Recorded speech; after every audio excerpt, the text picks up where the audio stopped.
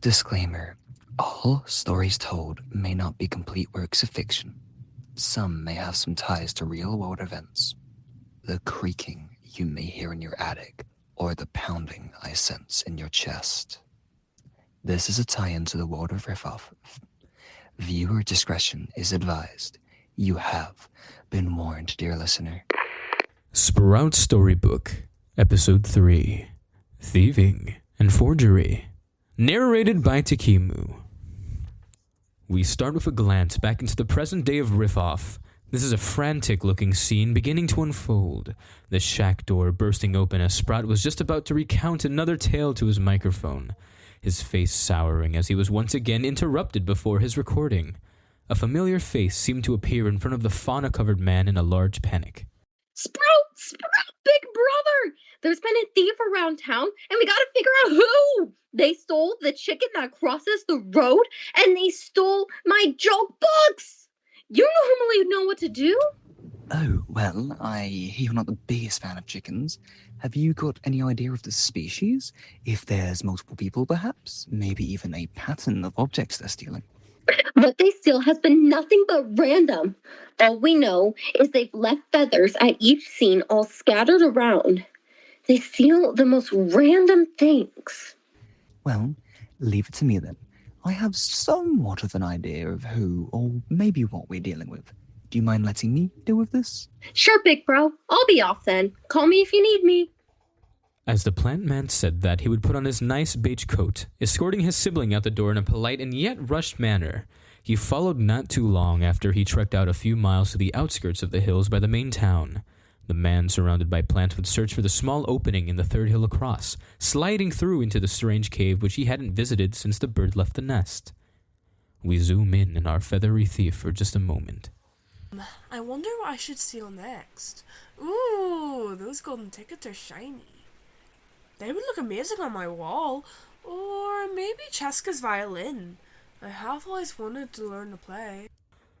As they rambled on, Sprout, who had just climbed his way in, slinks around in the shadows behind her, seemed to yank the very same red pen from the bird girl's feathery hand. Ah! Hey! I stole that from Slick! Sprite, is that you? The one and only. What are you doing here?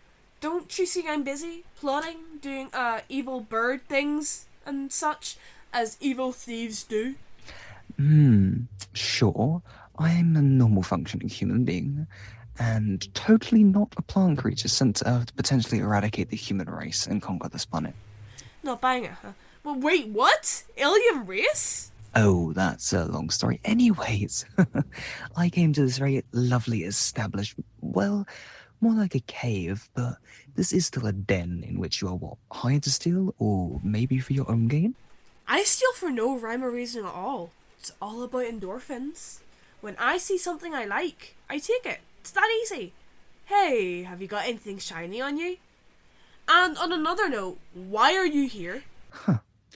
I knew I raised you well. Keep them guessing your rhymes and those reasons in your feathery brains. So, what was your last big steal then, kiddo? So glad you asked. So, do you know the hosting stick? Like when you have it, only you can host? I stole that! I liked how colourful and shiny it was, and I mean, it looks glorious on my shelf for it. Sprout looked upon the avian with a sort of confusion. Why would he steal something they had access to already? Sprout simply sighed and motioned to the chicken in the corner. You stole the hosting stick, a chicken, and other random things? You haven't changed from the days of the hybrids, now have you? Hey, now I was with the hybrids for years, first off. Why is it so wrong that I like taking things? Guess what? First come, first serve. And secondly, you have never gotten mad at me for stealing from you. I mean...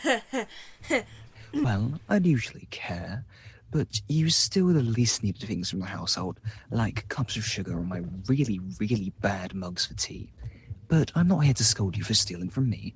What I'm here is to ask why. Well, yeah, why did you steal all of the segment holder's important items? Carrie can't tell her jokes. You stole Noah's favorite cutlery, and even Gemini's notebook of questions. Not to mention the fact that you managed to take Ferrell's record player from under their nose. And that bothers me, because these are our friends, and these items are, well, important to what we do. Do you want to be kicked from the Daily Riff? You've never once had a go at me for stealing before, so what changed, huh? Did you get soft on me, Dad? Or did someone convince you to talk with me about this? Stola said, pausing momentarily between their flurry of words, regaining their easily lost composure, the weight of their father's disappointment feeling like a burden on their shoulders. I have never once heard complaints from you, so why start now? Are you afraid you'll lose spot in the studio? Perhaps it's something so important you change up your attitude in front of your own daughter over it. And even if I were to give them back, what would I get in return? It has to be of equal value. Equal value? Well, I guess I could trade you the family tea recipe? Perhaps even something shiny from the hidden treasury I never told you about? What? The tea recipe? Are you serious? Wait, why is this so important to you? Why are you trying so hard to steal my work? I do love your tea, though. Sprout had a smug look to his face as he started speaking once more, that usual snarky attitude shining through. Look, how about you just admit that you're stealing a little too much? You're getting a bit too big for your wellies, mate. So how about we just have a simple trade? A transaction between thieves? A simple one where I don't have to tangle you in vines and string you from the roof. Too much? Too much?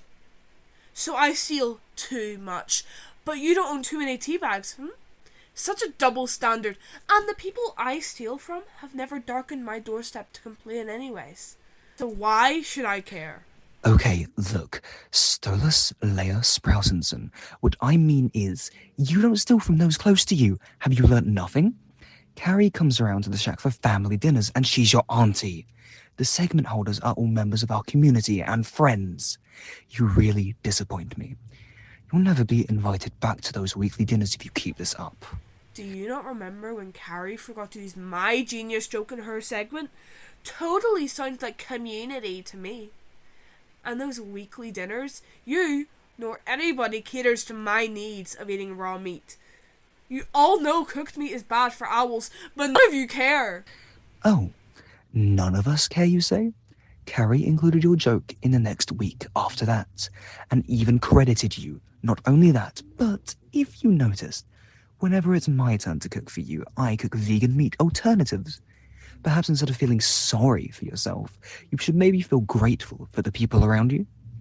I'm sorry you feel so left out, but I'm trying with all of my kids, okay? I know you're trying, but sometimes it just feels like where I came from makes me an outsider. Which is what I know people call me behind my back, because I'm not from Riff-Off. I always feel left out, and I feel different, and I can't do it anymore. You know, I'm not from here either, right? 117 years ago, I arrived from outside this community, and I made myself known. I pushed myself into this community by force, no matter how people treated me. Keeping yourself down because of other people allows them to win. You keep yourself distanced in that damn cave away from everyone and make yourself feel even more lost. Maybe if you just took a deep breath, maybe even look at your surroundings, maybe we can see things from a similar point of view. Just come back and give the item back, please. We all miss you. First of all, the community I came from has a bad reputation. People treat me like dirt because that's all they have heard. I distance myself because no matter where I go, I'm lost. And a deep breath to look over my surroundings. What's that gonna do? You know what? Fine. I'll give the stuff back. But I can't go back to Riff-Off. I'm not welcome. I will never be welcome. I might as well just venture away. I miss you all too, but it doesn't erase how I feel disregarded and unwanted because of the fact I come from the hybrids who raised me. Yeah, sure they did a couple bad things, but doesn't everyone? They did what they needed to survive. Sweetheart, do you know anything of community? The ones closest to you always should be that way. The ones who badmouth you and keep you pushed away aren't the ones in your corner. I have fought for you at every turn, and I will not stop fighting here. I have kept everything you've done under wraps, and I am here to make sure you stay safe. Now, I appreciate you giving everything back, but I know someone who is exactly like you. You know your Auntie Farrell, right? She was in a similar position, and it led her to stealing in an infinite cycle, feeling betrayed by everyone, and it left her lashing out at everyone. I won't let you fall behind like she did. So please, just don't fall for the same trap of loneliness and despair she did, okay? Come back and find the community you left behind. In that moment, the room seemed to close around them, leaving an enclosed space of warmth and a glimmer of hope radiating around the two Inhumans as they had their moment. A resolution, perhaps? Either way, tears filled their eyes as they exchanged heartfelt words. I never meant to leave our community behind. I just always felt like there was nothing there to be left behind. Do you promise it'll be different this time? It will be different. I can swear on all my vines that twirl in the wind. How about we just go back to the shack and we just take all the stuff from the segment holders you took and give them back? Then we'll start with a simple sorry. Sure, let's go then. With that, this episode comes with a conclusion that leaves all our hearts melted and solidified once more. With that, I have been your narrator. Till next time, I have been Takimu. The end.